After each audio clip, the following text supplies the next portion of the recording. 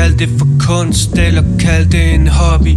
Det er tilfældigvis en hobby med et indbygget job i. Jeg kan slet ikke leve af det, men nu lever jeg for det. Kald det for kunst, eller kald det en hobby. Ay. Hver dag sidder jeg og penner mit vers, så det 7x16 ugentligt. En gang var jeg lige ved at stoppe med at skrive, for jeg følte det var helt umuligt. Alle mine tanker kørte i ring, ikke noget jeg vil dele med andre. Troede jeg skulle være noget helt særligt, gik og sammenlignede mig med de andre.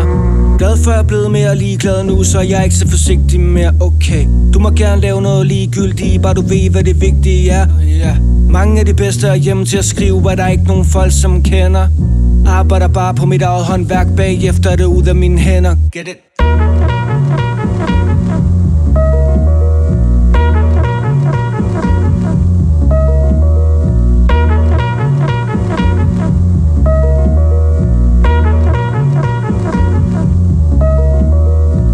Kald det for kunst, eller kald det en hobby.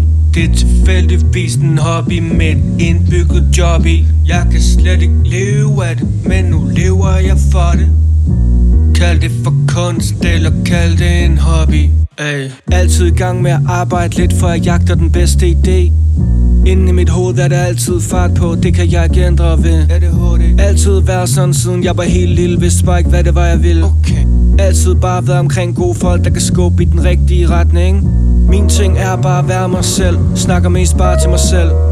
Nogle folk sagde de kunne genkende noget, og det viser at være mit held. Ikke nogen branchemennesker, bare ret mange andre mennesker.